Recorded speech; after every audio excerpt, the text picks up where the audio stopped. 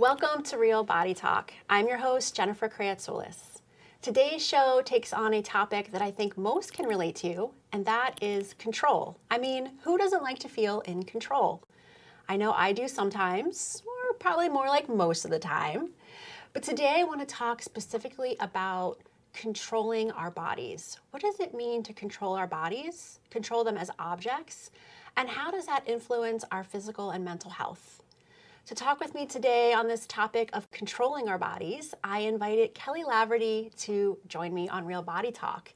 Kelly is a leading dance movement therapist in the Philadelphia area and founder of Be Rooted. Welcome, Kelly. Thank you. It is wonderful to have you today. I'm so happy to be here. I'm so excited to pick your brain and just get all your expertise on this topic. I know that you work with clients to help them feel more appreciative of their bodies, to be embodied. I know you're going to spend some time defining that for us later on in the show. But let's start off with this topic of control. So this phrase, controlling our bodies, what exactly does that mean? I think it's interesting because we believe that we can control our bodies.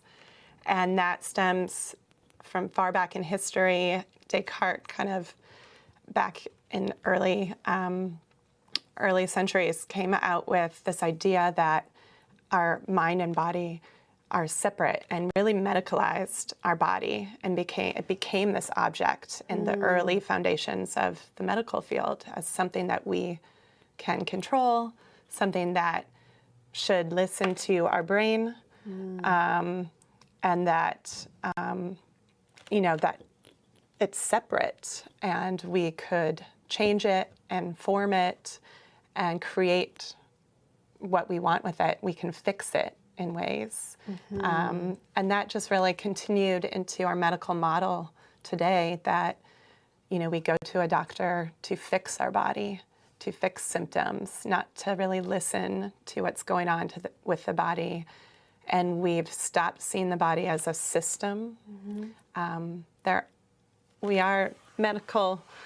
The medical world is coming around a bit. There's some things like functional medicine and some different beliefs and practices that are coming much more back into the focus because the system of separate mind and body it's not working.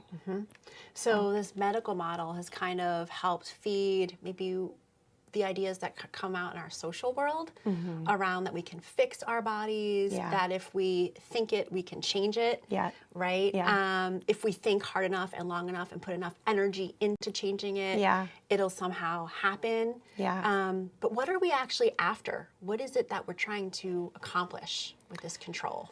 That's a good question. I think it's a little bit of an illusion and an idealized image that we have been, in our culture, taught to want a certain type of image. And every 50 to 100 years, I think that form of what the body should take has shifted.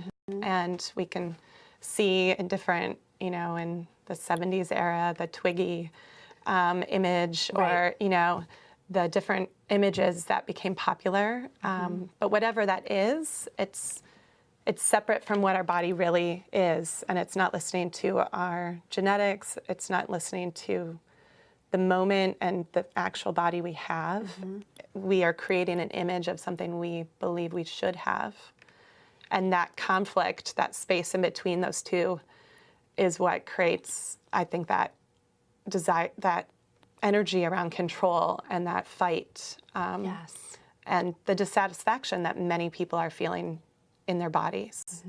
Yeah, that's a great way to put it, that there's like a space between what's happening now in the moment, like you said, what's going on in our genetics, what's going on in our natural personal worlds, inner worlds, and the images that we are striving to emulate or mimic or,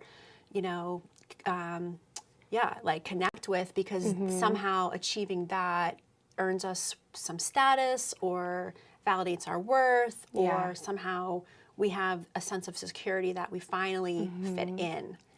Right? In your practice, what do you see in terms of how are people going about controlling their bodies?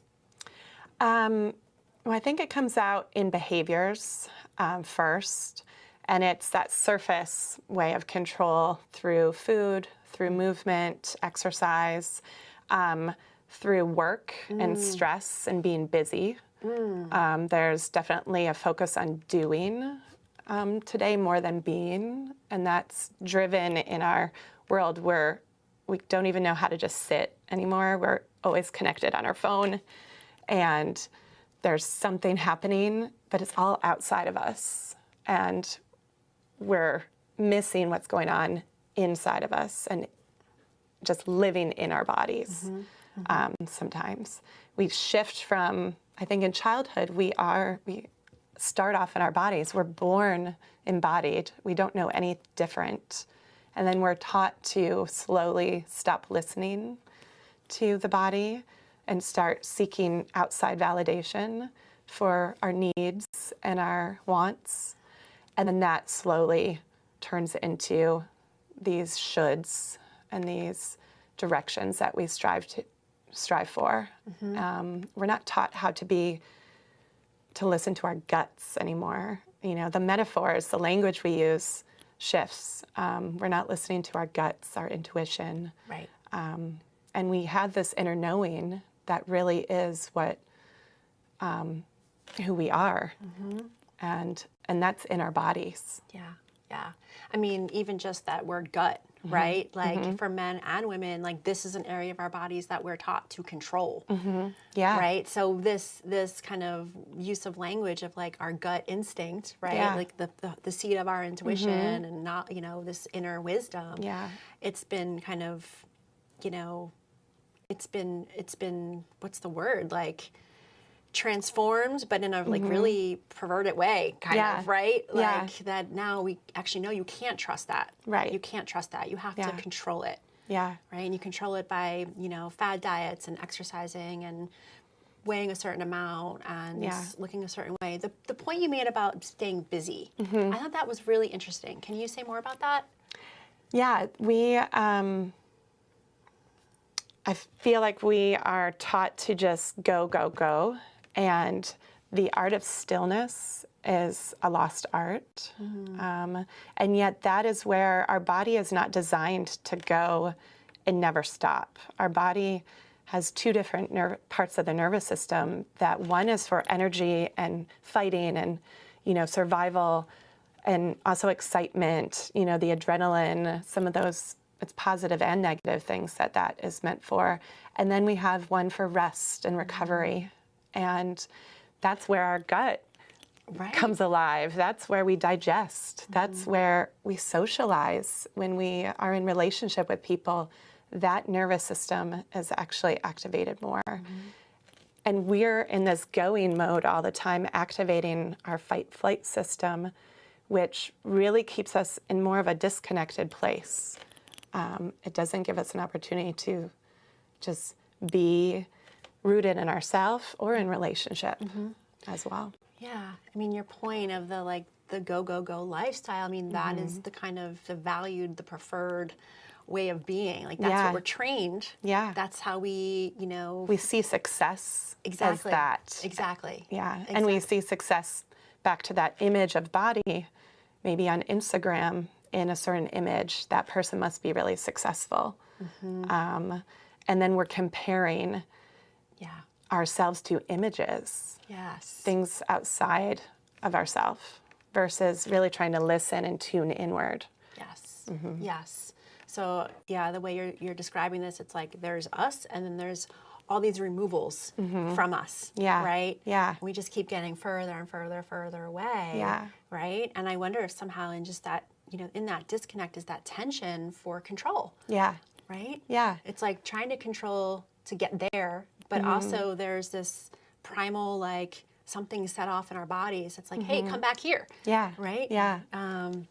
It's really interesting the way you're talking about it. What would you say are the kind of physical and mental health effects on being in a place of always trying to control one's body? I think it brings about a lot of anxiety. And again, that nervous system, our stress state is activated We are more hypervigilant. We're always kind of going this inner outer battle of, am I doing things right? Am I, it just heightens that anxiety, and that in turn heightens our cortisol levels and really impacts a lot in our body physically and emotionally. And we're not even aware always of the emotions that are there. That's a whole nother piece, I think, of control that we haven't touched on. Sure. Is we believe we might be able to control emotions. And even in the way we parent, or we have been parented, or we talk to people, it'll be like, oh, don't feel that way, it's okay. Right. Don't cry. Don't cry. Stop that right now. Yes. And it's like I think the I said message. that this morning, actually. Yeah, I do it too, But just to start realizing it's the behaviors that we might, as parents, want to help manage and modulate, control. Some of us want to control, but to really view it as more of emotions come. They're reflected, and they're an experience in our body that need to move. They need to be felt in order to be let go. We can't just let things go. And even in some of the really great practices that we might go for stress relief, yoga and movement, and we're taught to just breathe it out, let it go. Right. But we have to really be with those feelings and with our experience first. Yeah. And then the letting go is not in our control. That happens. Yeah. But what's in our control is being in the moment and living in our experience. Yeah, like the emotions have to run their course. Yeah. For them to then be ready to be let go. Yeah. Right? Yeah. And if if someone tells you not to think about something, and it's such a good example, all we do is think about that. Right. Right. And when you're really trying to think about something, like, oh, the words to a song, I'm like, what's the name of that? If you stress so much, I know I can never remember that in that moment. It's letting us be just right in the moment, maybe with whatever sparked that thought or curiosity, then those memories come, then that information is present. But we can't force things. And those are just small examples of how, no matter how hard we try, a lot of times we can't. We can't force our body to be where it's not. And we can't force ourselves to feel something that we don't feel. Yeah, and when the nervous system is in that heightened state, like you were describing, it's really hard to have any clarity, mental clarity. Yeah. Right? Yeah. So the whole system is just ramped up. Yeah, right? Exactly. And then there's many layers to that, what physiologically is happening that makes our thinking more difficult, and makes us more rigid sometimes in our thinking, and more tunnel vision. We can't see the whole picture always. Because we really, if you think about survival, when we're in that heightened state, that's what the body is going for. And it can't see, the whole picture. So a really great thing to do is just to stop. What? Right. But if I stop, then what's going to happen? Right. We're always focused on what's next in the Right. future. Yes. But what's now is the way we really have to firmly plant our feet in the now. And that's how we're solid enough to move into what's next. Yeah. And we can usually see that there's so many options that you could go from one position. But if we're looking to the next step, the next thing, we see one way. Yes. Wow. That's really neat. So can you then enlighten us to the work that you do and, guide viewers, who are at home saying, yeah, but this is me. Like, I completely relate to this. Like, I am always controlling something. I really have been I've spent years trying to control my body. Now what? How do I do it differently? What's the starting point for that? Right. So I work with people using movement. I'm a dance movement therapist, which is basically psychotherapy, a counseling degree, but using movement to help people be embodied. And what does embodied mean? Embodied really means to be in our bodies and to live through the body and to make shifts and move. Our bodies and minds are not separate, no matter how hard our world tries to tell us they are. It's one system. And so going from being on that outside, looking in as maybe we're this object, the body is an object and we're separate here, to realizing if I just get into the body and live from that place and pay attention to my senses and move and interact with my environment and relate to people, that will give us so much more intuition and information than we had before. And so that's the work I do. I work in relationship with people in an embodied way. So we're moving, we're breathing, we're not at a desk or a typical couch. I work out of a yoga space, and I have some upcoming, even virtual work that I'm doing, but it's all about helping people get into their bodies and reconnect into how to be. And I really believe we need to be embodied, and we need to nourish ourselves through listening to the body and through connections, and then really to then take that out into our community. Can you walk us through an example or two of, so I'm a client and I'm really anxious and I'm having a lot of body image struggles. Yeah. And I'm terrified of moving, actually, because I feel so self-conscious. Yeah. What are you going to do with me? How are you going to fix me? How am I going to fix you?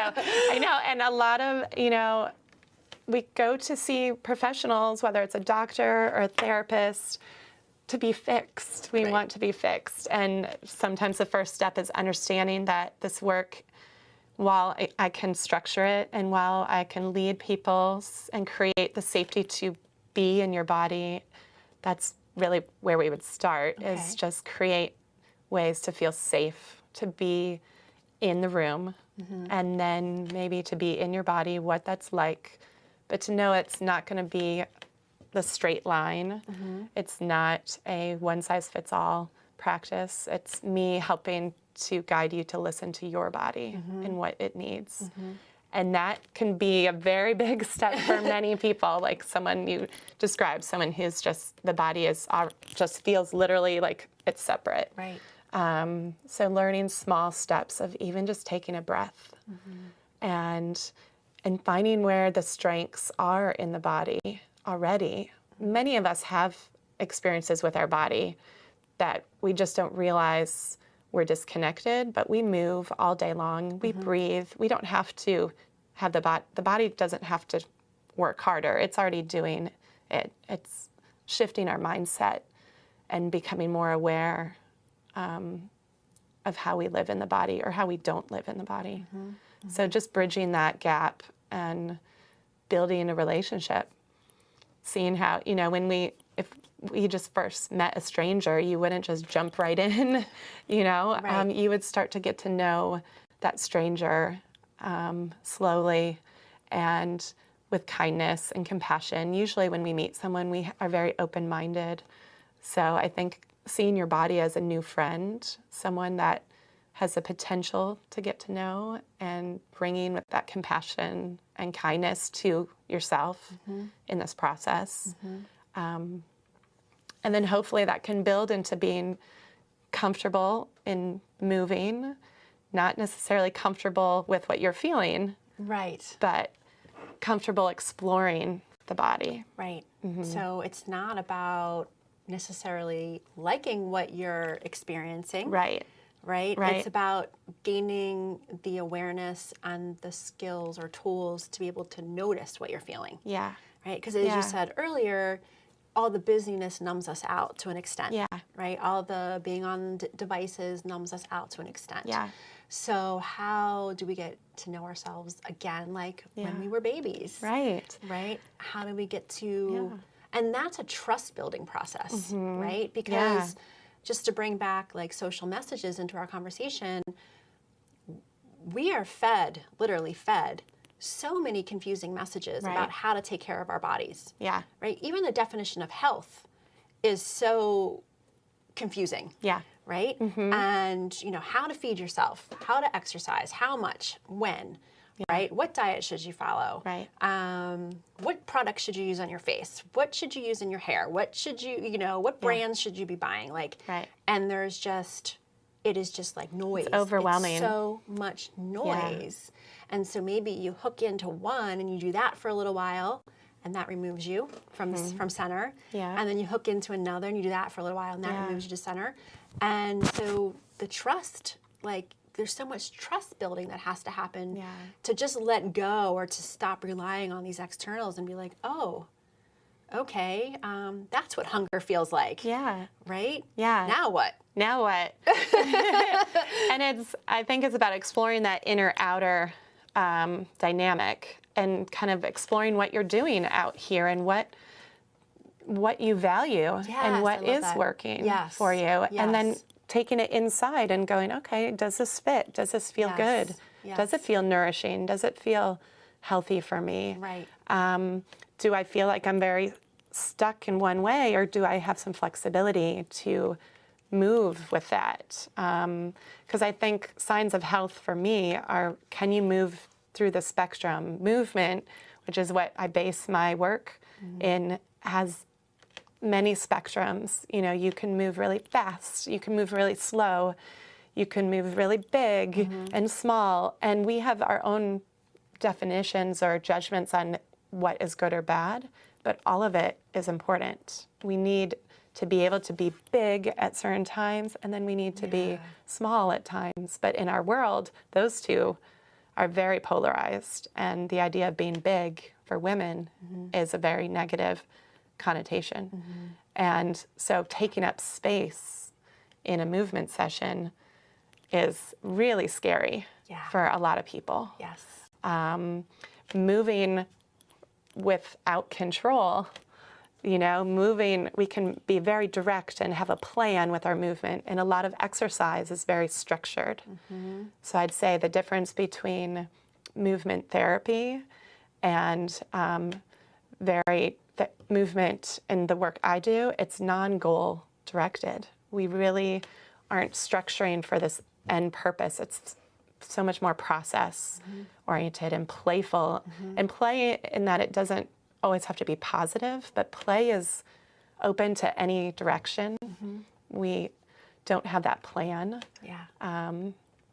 And so that can be a whole new way of moving. I have clients that come in really enjoying movement and feeling good about ways they move. They were dancers or gymnasts or CrossFitters. You have a goal, you accomplish it. Yes. Athletes. And to get into a more open, free-form movement that's really non-goal specific, it's more about expression, is a whole different world. And yet that's how we start to live in our bodies, is to realize you can be expressive and be yourself and have your own authentic movement that comes from here. Yeah. So what you're saying is that, and describing is about more of an empowering relationship with your body versus a controlling one. Yeah. Yeah. Definitely. Yeah. Yeah. So back to a question I asked earlier. I know that you've shared this, but I want to make sure that it's really, people can really grasp it. They're sitting at home and thinking, where do I start? Obviously, call Kelly, right? Yeah, thanks. Call Kelly.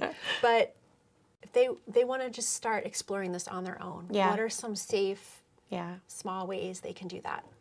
I think two things: practice breathing and play. Those two foundations, if you think back to childhood, we just breathe, we just were in the moment. And so ways to bring yourself right now would be to take a breath and tune into your heartbeat and tune into your breath and recognize that you're here. You're not in that next place that you're trying to get to, but just take a few moments to just be where you are. And practicing mindfulness, which, again, the languaging, that's my own issue, but it's really about non-judgment and taking out the expectations from the moment. So paying attention in your body, And that can be very much like, very basic to try to, what are you feeling right now? What are you smelling when you take a breath? What are you hearing? And you could put on a song you like that just puts you right in the mood, right, to be present. You could dance around. That kind of goes to the second piece of play. See how you're playing in your day. How much play are you getting? And play is that idea of saying yes to the moment. When kids say, hey, want to play? Yeah, okay. And all that means is you're saying yes to the possibility of this moment and what could happen.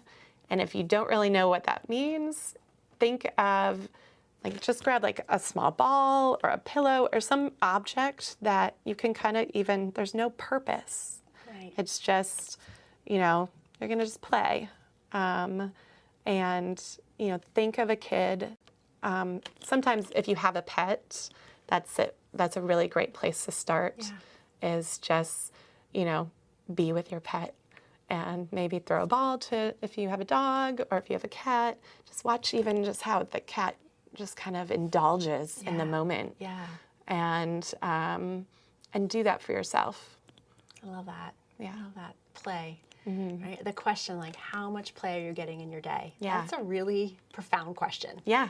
Right? So that's, I think, a really great place for people to start. Yeah. And then giving themselves permission to say yes to a little play and have a little freedom to breathe easier than the tension breath of control. Cool. Yeah, and breath can be something that we can get into controlling, trying to control, but really just take a breath and feel the breath. Yeah. We breathe all day long, but how much do you really feel your breath? Right. Yeah. Right. Wonderful. Wonderful. This has been such a great conversation. I've learned so much from you. So if people want to get in touch with you, how can they find you? Sure. They can go to Instagram. Okay. And I'm Kelly Laverty, and Kelly is KELI. Laverty at Instagram. It's also kellylaverty.com. Great. It's my website, Be Rooted, and there I offer ways to be embodied, be nourished, and be connected. Awesome. I love connecting with people and sharing movement. Yeah. Thank you, Kelly. Yeah. I'm going to really think about how I'm going to play today. So great. Thank you. Yeah. I appreciate it. And thank you, everyone, for tuning in to another episode of Real Body Talk. I will see you soon.